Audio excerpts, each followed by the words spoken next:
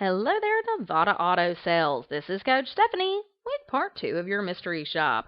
I submitted a request via your website on October the 27th at 12:52 p.m. I received a phone call from Keisha at 1 o'clock p.m. and I also received an email from Keisha at 1 o'clock p.m. as well. So really nice job on emailing and calling the customer within less than 15 minutes. Keisha, I just need you to work on your usage of the script. Taking a look at the email that you sent, the email did go into my inbox, and the email does state what it's about. However, it does not say who it's from. So you want to be sure that the email is clear not only what it's about, but who it is from. You also want to be sure that you validate the customer's decision of vehicle with positive words or industry information about that vehicle.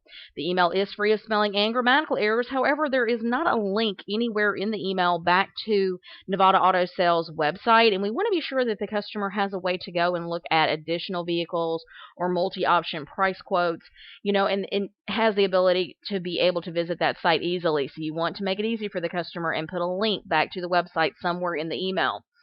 Also, you want to be sure that the email offers alternate vehicles to the customer's original vehicle of choice, and giving them a link to that website will allow them to look at other vehicles. So you don't necessarily have to include information on other vehicles, just a link back to the website so that they can do that, okay?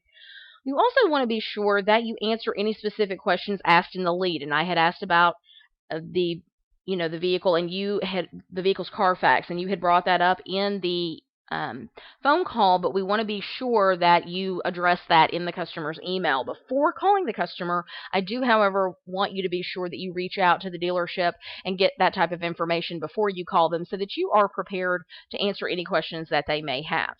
Okay. Also, you want to be sure that you mention in the email that you will be giving them a call. Set that expectation and let them know that you're actually going to be giving them a call. You let them know that you look forward to hearing from them, but you never want to depend on the customer to call you. You always want to set the expectation that you will call them.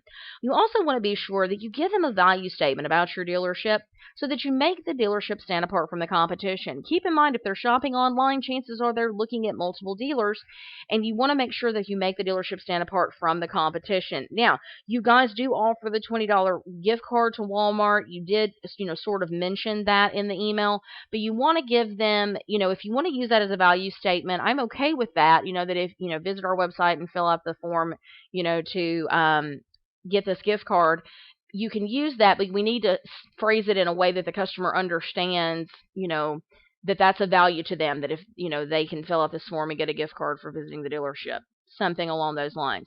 We also want to be sure that your signature file is complete. I know we talked about this in your last shop, but there needs to be a link to your email to make it easy for the customer to get back to you in your signature file. I'd like to see a link back to the website. I understand that you don't specifically work at the dealership, you're just in their BDC, but there needs to be a link somewhere in this email that allows the customer to go back to the website. There's something down here at the bottom, but it doesn't necessarily go back to the website. It allows the customer to sign up to get emails from the dealership. Most people are not going to do that because they don't want more junk. So you want to be sure that there's a link to the actual website so customers can look at additional inventory, look at additional price quotes, and maybe go back and visit the specific vehicle they had inquired on, okay?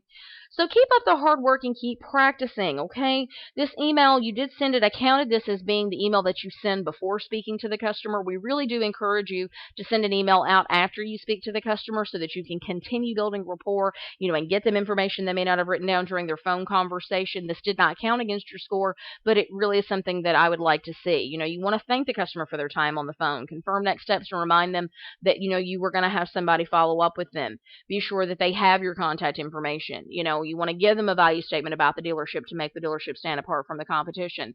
Your situation is a little unique. You guys are not actually at the dealership. I understand you're kind of a third party. This is something that's not usual for Phone Ninjas. We don't generally grade third party. However, you're the only BDC that the dealership has. So you sort of have to try to make the contact you have with the customer relevant in the form of making yourself connected to the dealership so that it makes sense to the customer, okay? So keep up the hard work and keep practicing. Your secret code for today is practice. Practice. Practice. Have a great day.